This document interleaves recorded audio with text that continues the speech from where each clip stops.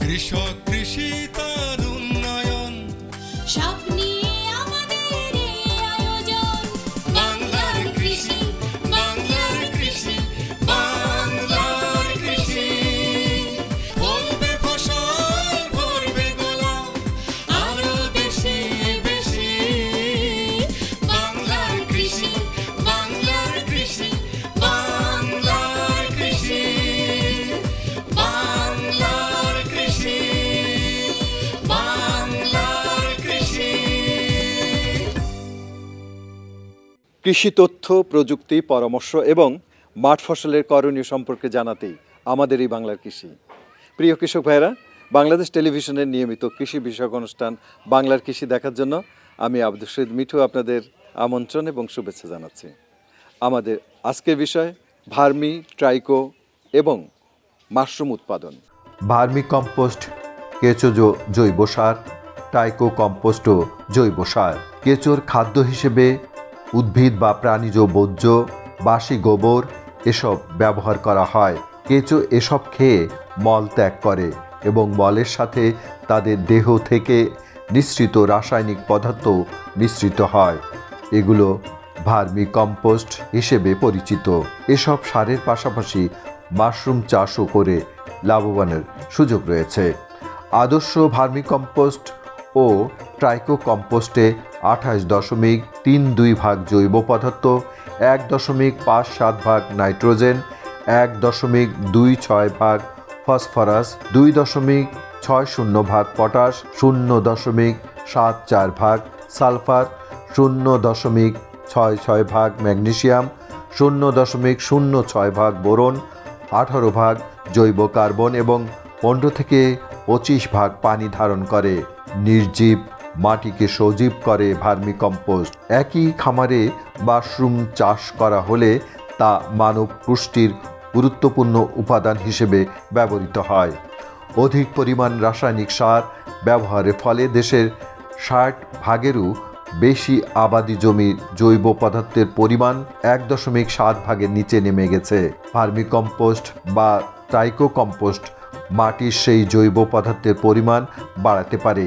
এ সার ব্যবহারে রাসায়নিক সারের ব্যবহারের স্বাভাবিকের তুলনায় অর্ধেক কমে যায়। পাশাপাশি মাশরুম উৎপাদন করে যথেষ্ট লাভবান হওয়ার সুযোগ সৃষ্টি হয়।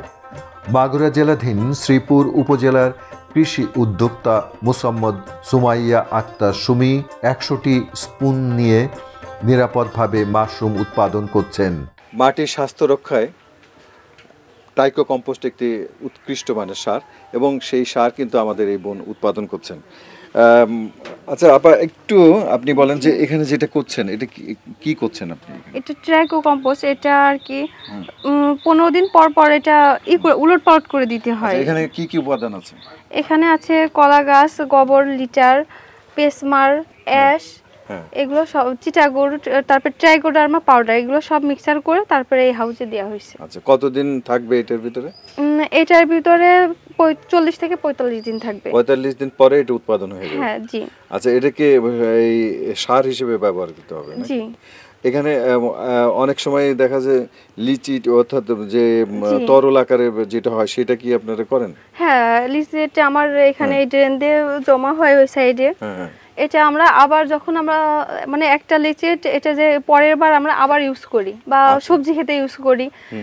ট্রাইকো লিচিটা ব্যবহার করলে কি ট্রাইকোডার্মা পাউডারটা কম লাগে। আমরা পরবর্তীতে আবার যখন বেটটা করব তখন আমাদের লিচের দিলে পাউডারটা কম দিলে হবে। আচ্ছা, এটা কি হিসেবে বিক্রি করেন এই সারটা? কেজি হিসেবে? এটা জি, আমি 40 কেজি করে বস্তা করে বিক্রি করি।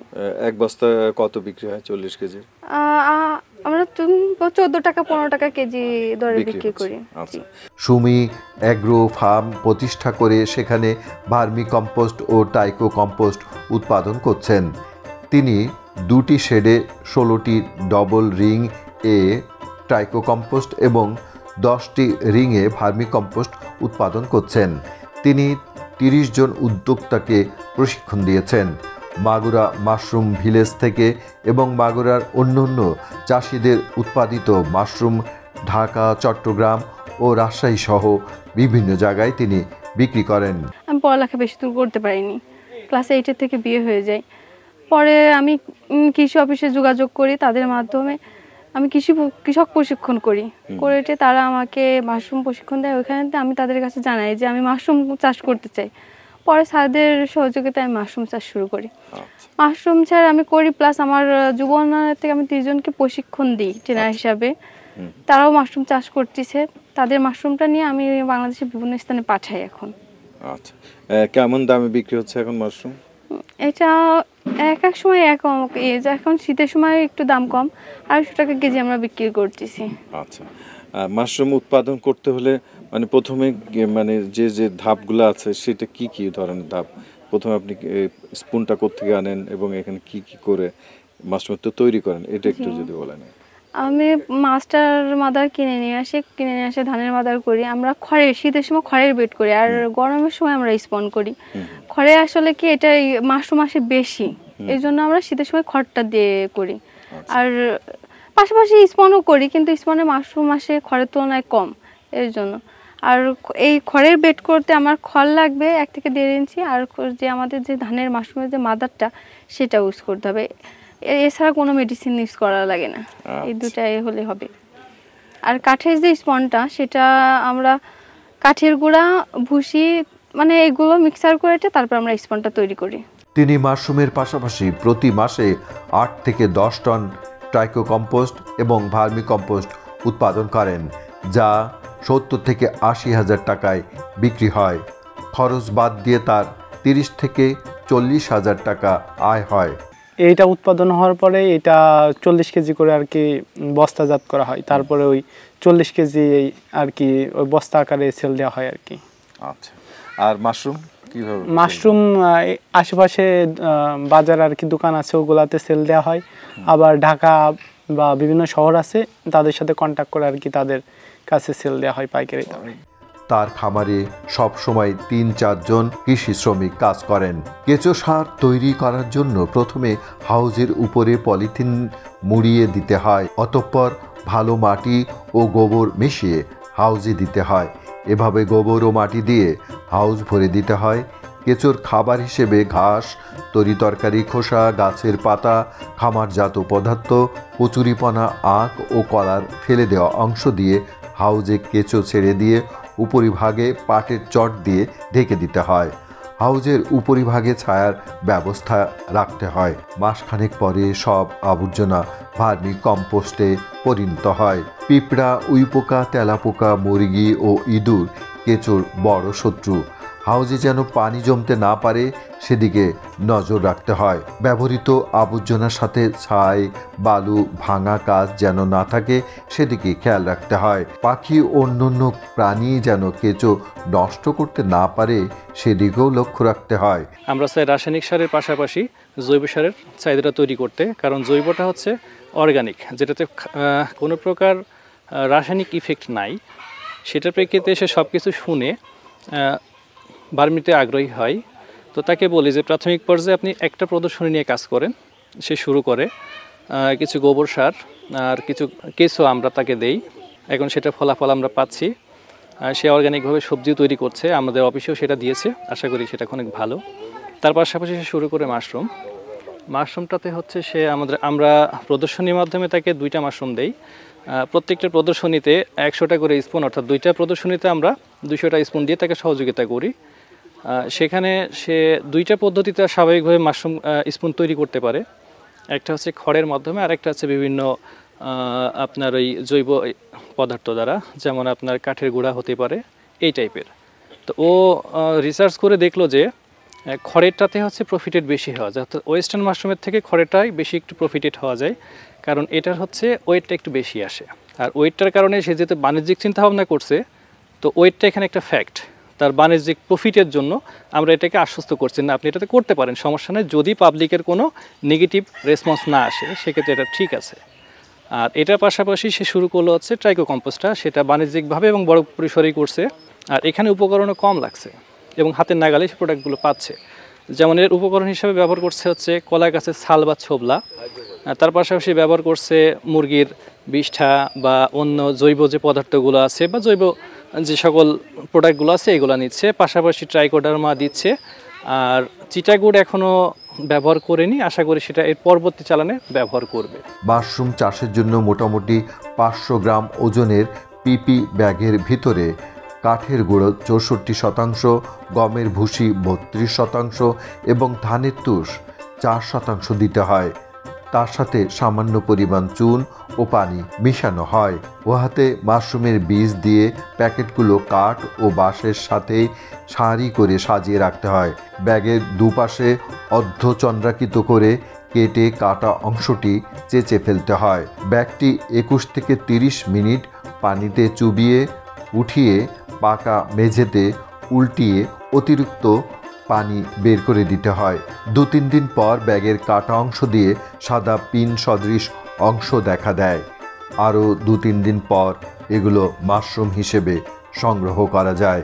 ভার্মিকম্পোস্ট সার সবজি এবং কৃষি জমিতে প্রতি হেক্টরে 3 থেকে 4 মেট্রিক টন এবং ফল চাষে গাছ প্রতি 5 থেকে 10 কেজি প্রয়োগ করা যায়। ফুল বাগানে হেক্টর প্রতি 500 থেকে 700 কেজি ব্যবহার করে উপকার পাওয়া যায়।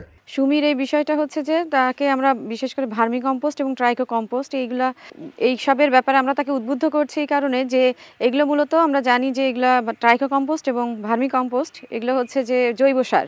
বর্তমানে আমাদের দেশের মাটিতে উর্বরতার পরিমাণ খুবই কম, যেখানে শতকরা 5% জৈব পদার্থ থাকার কথা সেই পরিমাণে নাই। এই জন্য আমরা মাটির উর্বরতা বৃদ্ধির জন্য, কৃষির উৎপাদনশীলতা বৃদ্ধির জন্য আমরা চেষ্টা করছি যে জৈব সারের উৎপাদন বাড়ানোর জন্য। তারই ধারাবাহিকতায় আমরা জৈব সার হিসেবে ট্রাইকো কম্পোস্ট এবং ভার্মি কম্পোস্টকে আমরা গুরুত্ব দিচ্ছি। বিশেষ করে ভার্মি কম্পোস্ট বা কেঁচো সার, আপনারা জানেন যে এটা কেঁচোর মাধ্যমে এই সারটা উৎপন্ন হয় এবং ট্রাইকো কম্পোস্ট এটা এক ধরনের উপকারী ছত্রাকের মাধ্যমে এটা উৎপাদন করা হয়। এগুলো মাটিতে যখন প্রয়োগ করা হয় মাটির গঠন এবং বুনট এগুলোকে উন্নত করে, মাটির পানি ধরে রাখার ক্ষমতা বাড়ায় এবং সর্বোপরি এটি ফসলের উৎপাদনকে বৃদ্ধি করে। মাশরুম এমন একটা ফসল যার জন্য কিন্তু আমার আলাদাভাবে কোনো কৃষি জমির দরকার পড়ছে না।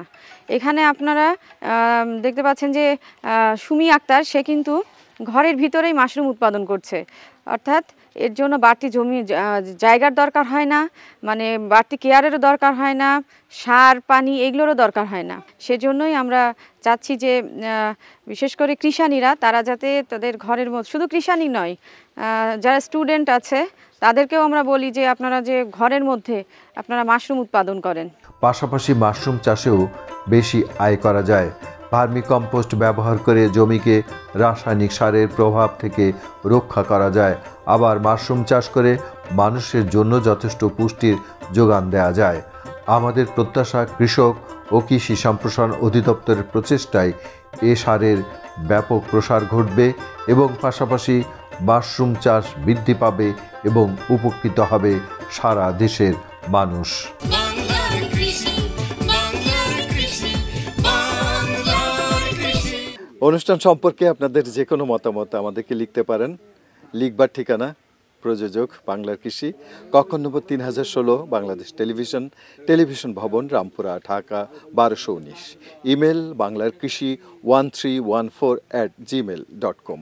Facebook Bangladesh television. ইচ্ছে করলে অনুষ্ঠানটি ইউটিউবে দেখতে পারেন। এই সময়ের মতো আপনারাও কেউ ভার্মি কম্পোস্ট, ট্রাইকো কম্পোস্ট বা মাশরুম উৎপাদন করে আপনারা আর্থিকভাবে লাভবান হতে পারেন।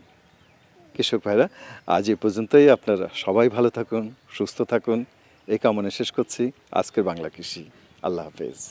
কৃষক, কৃষি তার উন্নয়ন।